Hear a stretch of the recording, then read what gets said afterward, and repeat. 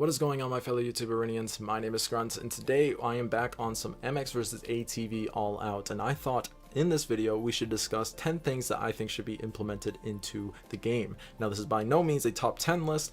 This is just whenever something popped into my head, that's where it went onto the list. So if you guys do enjoy the video, make sure you drop a like, and also remember to subscribe if you want to see more videos like this covering MX vs ATV.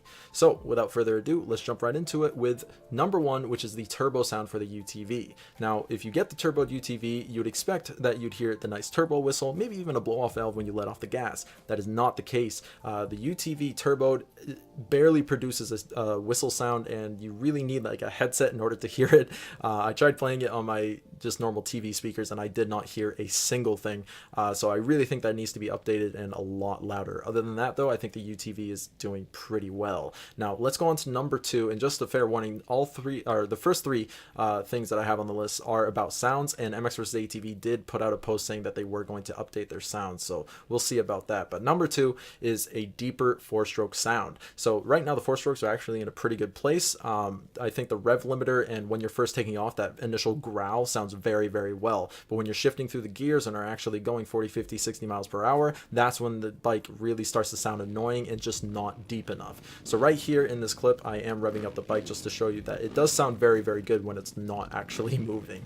But let's move on to number three, which is two strokes. I think the two strokes should have more of a whine to them, more of a ting. So this is going to be hard to understand if you've actually never heard a dirt bike in real life or never ridden one. But in real life, the two strokes have this very distinctive whine and almost like a tinging sound to them, which is not here in MX vs ATV All Out. Now, for almost all these vehicles, there is, well, actually, all these vehicles are missing just one crucial part to the sound. They sound so great, but it's just that one thing that is throwing them off. For the UTV, it's the turbo sound. For the four-stroke, it's the deepness of actually, you know, going in a straight line or whatever, or going on the track, going fast. And for the two-stroke, it's that whine or that ting that just really isn't there. So I am on a 500 two-stroke right now, and I understand it's 500cc, you know, it's going to be a lot deeper even though it is two-stroke, but I have ridden the 125 and the 250, and they're all missing the same thing, and it's that ting or that whine.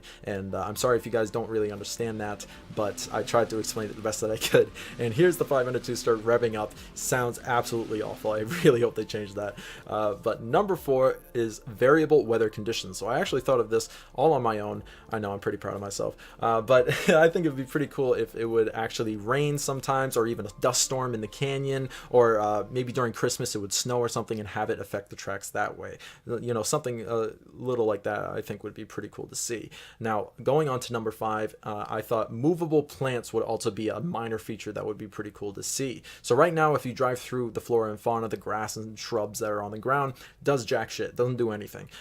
What I want to see is the grass and the different flowers and stuff actually move because of the tires, and leave like a maybe 500-foot trail. Like, I'm not saying leave a 5-mile streak through the flora and fauna, just, you know, a little bit to kind of say, yo, you've been here, the flat grass to tell you that you've already ridden through here or whatever, I think would be cool to see. And just to see the grass parting from your tires, I think would be pretty cool. Now, when you're riding at high speeds, you obviously wouldn't see it, but at these low speeds, trying to take pictures and stuff, I think it would be pretty cool to have the grass parted.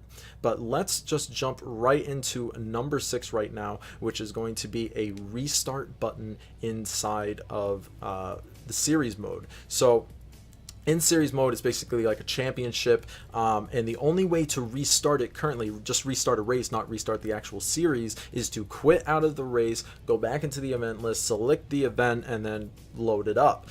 So if you do mess up in the beginning of a race like I did just right here, this is actually towards the end, there is no possible way to restart the race unless you quit out of the entire series and, you know, select it all over again. I would love to see just a restart button implemented in there, because you can restart the event. So I really don't understand why they wouldn't just add a restart button. They're making a 15-second process take a minute and a half with the way that they have it currently. But let's not talk about that too much, because that's very, very minor.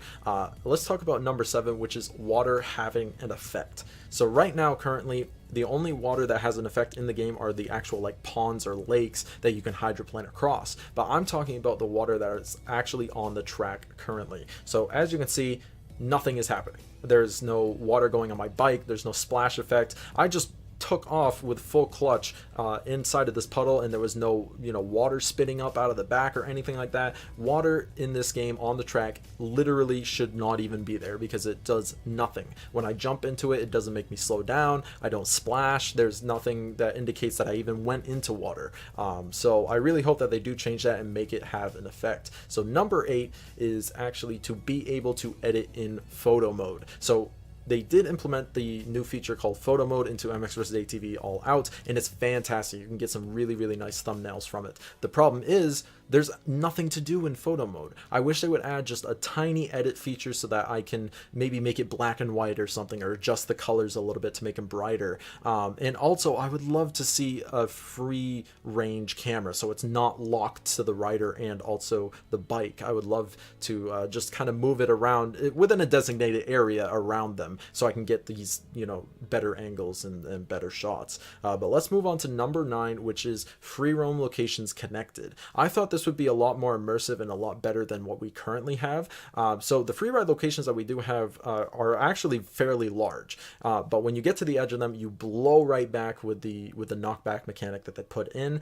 I think you could still keep the knockback mechanic with this mechanism implanted into the game, but make it so that there is a designated road or something that goes through all 4 maps that allows us to travel from map to map without having to go into the event and select a different free roam location. So you can have the knockback still all around the area except for on that road where you could transfer into the next zone. Now we could also implement phasing technology as well to make it so that only one free roam location loads at a time. So you're not trying to load up all 4 when you're free roaming. You're just loading up one at a time. I think that would be a great feature to add and would make it a lot more immersive than what we currently have at the moment.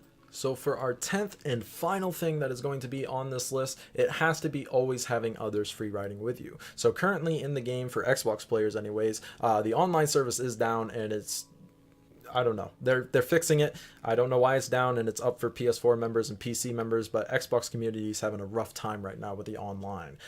So once that is up and going, I would love to see 15 other players to make it a 16-player maximum in these free roam spots, these designated free roam spots, not the Supercross free roam or the Open Cross free roam, but the actual 4 free roam maps. I would love to see 15 other people loaded up in there as soon as I load up to make this world feel a lot less empty than it actually is.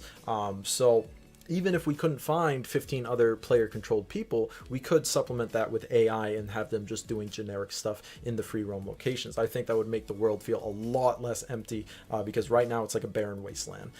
But if you guys did enjoy the list and want to see more lists, definitely hit that like button and also subscribe to the channel. I'll see you guys in the next one. Peace.